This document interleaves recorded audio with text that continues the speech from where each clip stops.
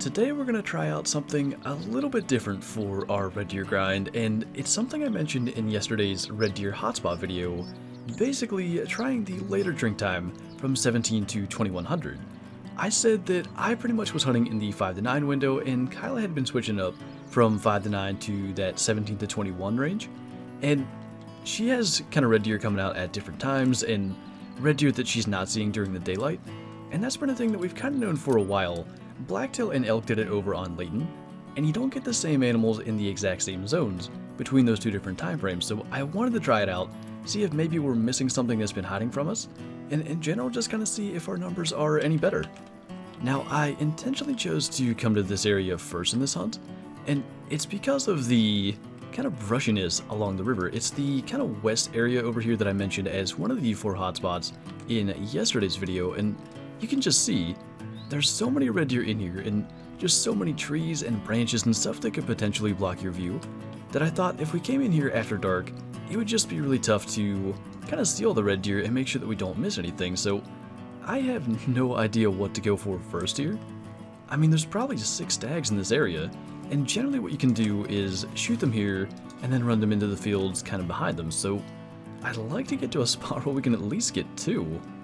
I don't even know where we can do that. Maybe if we sidestep this tree, we might be able to get like a shot at the level 7 there in the neck, but it's going to depend on the hind and the stag kind of linking up there. I think, okay, yeah, that worked. Now we need to basically chase them, and I really don't want to delete these zones, especially as we're just starting out with some evening runs. I might start to do this more often depending on how it goes. And I don't want to be here shooting 4 stags and deleting what we kind of are just finding out when we have so little information, so I guess we'll kind of let them get into the fields and see if we can get more. And in the meantime, we'll go and claim these 2. Now this is kind of the thing that I'll see fairly often in this area, and it happens during daylight as well. That one was giving us a shot that I felt like we could make, and they are kind of going down over that hill, so it depends on if they decide to come back or not, and really it all comes down to the nervous state, but we actually got a neck shot and not a brain shot there, so got the gold on our level 7, and we definitely made the shot on the others, so sometimes some of them will go up to the left. Don't know if any did in this particular instance, and because it looks like they didn't, that might make the rest of this a little bit tough. I did just see another stag, so I've got a tent across here. We might be able to see him from there. Ooh, and we absolutely can. Now they are fleeing, and the most likely reason for that is because we just fast traveled fairly close to them. That is a thing you'll see with pretty much every species as far as I know. If you fast travel near them once they've been like rendered in, they will actually end up fleeing. So we've shot 3. I thought there were a total of 6, so there should be 3 more. I saw 2 of them. I think that's the one that we were missing, and they're still fleeing, which is a little bit unfortunate. I thought we might be able to kind of get some standing still shots, and of course he had a kind of stop in his animation. It wasn't that he was stopping and going nervous yet, and of course now he's behind the hill, so that shot's not going to impact. I think 2 shots with the M1 will bring him down. It may require some tracking. Yeah, he's gonna run off and probably requires to track him forever, but I don't know where the other 2 are now. We've got 1 at least, which is kind of coming from the same area, and I was just thinking as we ran across the bridge, I cannot imagine trying to do this in the dark. There's just no way that we'd kill them all. So I think there's kind of an art to this as far as like choosing which lakes to start your runs with and which ones to do. Maybe one is going to be a little easier in the dark. Man, he just took off. Did we get that shot into the lungs? It looks like we did. So in the end, we shot all 6 stags. I saw some rabbits out here as I was spotting stuff. Don't think any are going to be that special. I haven't shot rabbits on this map in quite some time, but we have 4 stags to run and claim, and none are that special.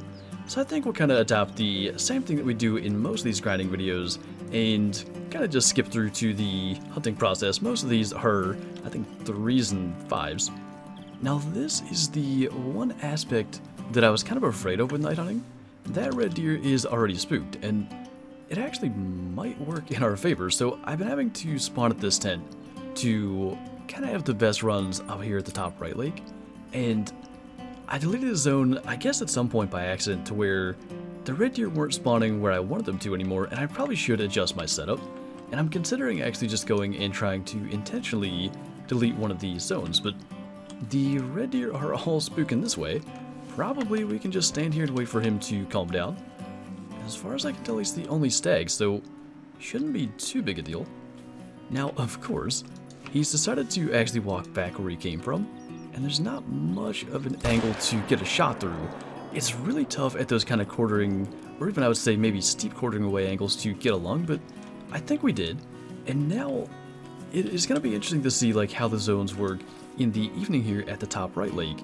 I really have focused on the morning so much that I've kind of got that routine down. But like I said, deer are going to be in different spots potentially, and we'll kind of see where they're hiding. But one level 6 down with a pretty tough to make right lung shot. There's just like that little window that you can get the shot into. Unfortunately, in that case, we made it. Now, I know there were some other zones down along here. Looks like there are some drinking down at that end. And I've got a tent pretty much right where they are. If we fast travel there, I don't think that would work, so we're just going to have to continue our way along. Or maybe we should just fast travel. I see why our other red deer spooked. These guys are all just kind of right up in there. I mean, there's 2 stags. They are about 300 meters, I'm going to guess. Before the wolves get over there, we're going to try to at least get them. And yeah, they're starting to move around already. Now I've lost sight of the level 6. Do we just fast travel and try to hit them on the run? I mean, I've done pretty well with that in the past. Looks like they're going to take off, so getting loaded. We're going to try to fast travel, and there's almost no way that we're going to get every stag here, at least in the way that I would like to. But yeah, they're all just going to kind of run by, it seems. There's one of them. That guy should be hit good. That was the 6th, and then if there actually are only the 2, we might be okay. I can't believe we just squeezed that shot between the 2 hides that were coming in. Maybe that worked out for the best. I would have thought that this wasn't going to work, but assuming that we hit the 5 good, we should have them both. Actually, the 5 never even made it, like, I don't know, 10 steps. We lung, liver, stomach shot him, and then the 6th is laying right here too, so that could have gone a lot worse. Same shot, actually. Lung, liver, stomach again. Makes sense, I guess, since we put the same lead on him, but we could have gone from potentially not getting any of them, and ultimately got them both. Ooh. Now that is one that I don't want to shoot on the run. Level 9 with that big rack again, and what did that say? He turned and faced us to where I can't spot him anymore through the brush. 241 to 287. Now that definitely at least leaves room to continue improving. We've had, other than the one small rack diamond, which is kind of a guarantee to not continue improving, every diamond stag in this grind has gotten bigger and bigger to the point that our current PB is 267.3, and we're kind of lucky that things worked out as they did, although we got a little bit too close there and alerted him. But if the wolves would have gotten over in that area, we would have been in trouble, but dropped him, and the reason that I took that shot so quick is I saw this other one kind of scooting through there. Not sure, that may have been a bit far back. 2 shots is always enough to bring them down. So, yeah, I don't think we hit him good, but we'll track him, and the important part is the 9 is laying dead in his tracks. So this should be diamond number 7 of this grind. I would imagine he's going to make it. We'll see if our trend is going to continue. At 265, he is a big one, but he's not going to continue that trend of getting bigger and bigger. It's still, I think, maybe our 3rd or 4th best. And I guess it would technically be our 3rd or 4th best of this grind. Everything has gotten to the point where they are improving on our previous personal best. So another good one to add to the lodge. I mean, we really have had a bunch of big stags, and they're usually in this 237 to 239 kg range. It's interesting that's kind of how it's worked out. And I mean, it'll be good to kind of continue along, but what I thought was so interesting as we were running over there, I thought back, in the video where we shot our first diamond of the grind, that was basically including previous highlights of 3 rares, 2 albinos, and 1 melanistic. Since then, we've had no rares, and I guess technically since the last albino, we've had 7 diamonds. It's just so odd the way that spawns tend to work out. I mean, we got into that area where we were just shooting rares all over the place without any diamonds. Now we're getting diamonds, I don't know, every 4 or 5 runs, but we have yet to shoot a rare since then. But yeah, 2 flesh hits was enough to bring that guy down. That was a antler shot. it would seem. But yeah, apparently nighttime worked out. It's hard to say whether that's a respawn that we would have had in the daylight or not. But no doubt he was in a good area here during the night zone. And speaking of the night zones, we're kind of transitioning into the part of the hunt where we're going to have to use the night vision binoculars. Now, I don't know what on earth is happening there. That doesn't make any sense. And now I really wish it was light out. Like, there was that other stag's head. Like, how on earth? It looks like it's going through the body of the one that we're spotting. I don't understand how they're... Is he standing up on top of him? Maybe.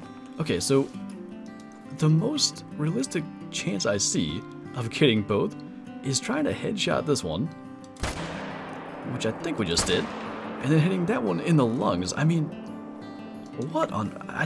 I wish we could have seen it better, because maybe I was just looking at it wrong, and that could very well be a thing that happens, you know, especially in the dark, but it sure looked to me like he was kind of standing on top of the second one that we shot. But at least, I guess we can kind of move on to the next zone now. This is the last area along the top right lake that tends to spawn a red deer. And I wish, again, we're not going to be able to tell from the harvest screen. I wish we could kind of find out a little more information on what just happened. But there should be blood somewhere. There's a little bit right there for Rascal to track. And I think because we kind of highlighted those 4 areas in yesterday's video, we're going to just focus on all 4 of them today. We've already done 2 with the river and this lake up here. The next one is the lake just to the west of us, so nice little gold level 6 there. And we'll head over to these couple of tents. This, I think, is the most different I've seen from daylight the entire time. Like, I don't usually have red deer over there during daylight, and I'm curious to see if they're going to be like that when we come back next time during that 5 to 9 zone. So I gotta shut the flashlight off. It's just a level 4 and like a 300 meter shot, which can be tough, but I'm going to... Wow, okay, maybe I'm not. I was going to attempt a neck shot, but I think it's best to just kind of generally aim for the chest and hope to get a lung. I just couldn't see exactly where the neck would have been, so we'll head over and try to get him. There are some other ones just kind of tucked back in there. Hard to say if there's any other stags, but maybe on our way around we can see. Well, I don't know if he just came from where we were. I just watched a pack of wolves run through, so they may have spooked him. But again, that's kind of not the way this lake has worked during the daytime, so like he had to have come from somewhere down in here. That's the only thing that makes sense. Sometimes I get them drinking on this side, and I don't even see a zone right now, so I may have deleted that. I think at some point I did have a pack of wolves attack me, so that could have been where that came from, but yeah, I am really intrigued to see like what this lake is going to look like in the daylight. To my knowledge, nothing has changed. I've still been doing runs in the daylight where they've been normal, but I wonder if just the last one has changed things up. But that makes 2 for this lake now. We still haven't even gotten to the better area. Not bad, kind of, I wouldn't say a blind shot, but couldn't see exactly what we were doing. 320 meter lung shot. And now we'll try down in here and see if maybe anything is different on this side as well. I would definitely call this different. There are no red deer. A couple of mouflon, which I didn't know they drank later. But even up here where there's been consistent stags, I don't see any of them. So like all the ones that we saw over where we shot to level 4, those could have been the same ones that have kind of moved over a bit. I don't know, there are some tracks here. I've got a tent on the other side to kind of allow us to fast travel over there and get shots at potentially stags that are here. There's one hind. I mean, we'll go and look and see if there's any that are visible. And again, it's pretty much just female mouflon. So I guess we'll move on to the last location for this video, which is going to be this lake, which surprisingly still has some hunting pressure left over. I do believe the last time I went down there, I shot like 6 stags, so I guess it kind of makes sense, and we'll have to be a little careful with using the tripod and not deleting zones. You know, for the most part, our first 2 locations, like along the river and in the top right lake, red deer were generally where I expect them to be. And I guess like there are red deer where I expect them to be at this lake, but usually there are like twice as many. So again, it's interesting to see the change, and I'm sure those other 2 lakes, maybe it was different deer at different spots. Like I wouldn't expect it to be exactly as it is in daylight. But the difference is at these last couple, really do show like the kind of potential advantage of trying the different times. So I see 2 stags, and I see like a little window where when the hind is drinking, we can get a shot over her back and into hopefully his vitals. It's a really tough thing, and you only gain, I don't know, like a couple of pixels, a couple of in-game inches, I guess, to get those shots when an animal's drinking. But I think we got the shot over her back. Don't know for sure if we got into a vital. I see the one dead. Ooh. We might actually have our answer, though, as to where the other red deer are. And by the way, other stags laden dead right there. So that was a random calm hind out there further. And there used to be drink zones out there. I remember a long time ago, mouflon were a really good species to hunt out in that area, but maybe we should take our time then. Got one stag down here, a 166, which must have still just been lifting his head from drinking. And I still want to know, like, what is just beyond that hill? Like, there's mouflon over there, definitely red deer. We gotta claim this guy, and then we can go and find out. I am actually kind of interested. It was lung, liver, stomach. We've been making that shot a lot. At 216 meters, though, I don't understand how we didn't hit the hind. Because that wouldn't have gone over her unless we shot behind her. Might have been a little luckier than I realized, but I suppose it'll work. And now the question is, what's waiting on us at what I would guess is going to be the last zone of the day? And there are a couple of decent stags, one that may be max weight estimate. I can't get him spotted for long enough to find out, but I guess the important part is not to spot them, but to shoot them. Ooh, I thought that was going to happen. We've done so much of that throughout this grind. We hit that hind just in the top of the head rather than getting the stag. I think our follow-up is going to be good enough. And it was a 6 and a 7, so honestly, that was almost better. Like I said, oh boy, we are lucky we didn't delete the zone. The overlapping hunting pressure in the middle is enough, but the zones on either end are in lower hunting pressure, so if the hind goes down, we may be in trouble. I don't know if she will. But anyway, usually during the daylight, all the stags are crammed into the first zone that we shot from the tripod, whereas at night here, they're spread out to where it's a lot more manageable, and another tripod setup could really make that zone a lot easier to work with, so that might be something to consider. And as we're going to claim our last stag and heading back to the trophy lodge, definitely something that I might recommend. I had said in the hotspot guy video yesterday that I think kind of going and checking some of your spots that are what I would consider basically not worth the time generally, that's something that I think you should do on occasion, and I might have to add in there doing a different zone time run every now and then just to make sure you're not missing anything. I mean, we saw the differences in where red deer were, and we also had that diamond today. It's definitely a good problem to have, but we're getting to the point that the kind of main hallway there is so full of red deer that we had to move our new stag out here, our 265, to this room. And you know, I think they're one of the few species that can fit on these smaller plaques that still look good on the larger ones. I mean, it's just, you know, the antlers and the body size, they fill the plaque well. And I did finally go along and take out everything else in this lodge, so this is literally just red deer from our grind. And I mean, this hallway looks really cool. I really like it. And who knows how much longer we have with this grind to go, but we have plenty of room to continue filling this. And, you know, I'm looking at this now. Our 267.3, you really can see the difference between that and the 265, and it's just like a little bit. But the width is definitely visible, but man, it's cool to see a bunch of big stags. We had maybe 2 that scored over 260 ever, and I think we have 4 here in the lodge now from about 1,800 kills or so for this red deer grind. But yeah, I think that is officially going to do it for this video, so thank you guys for watching, and I'll see you next time.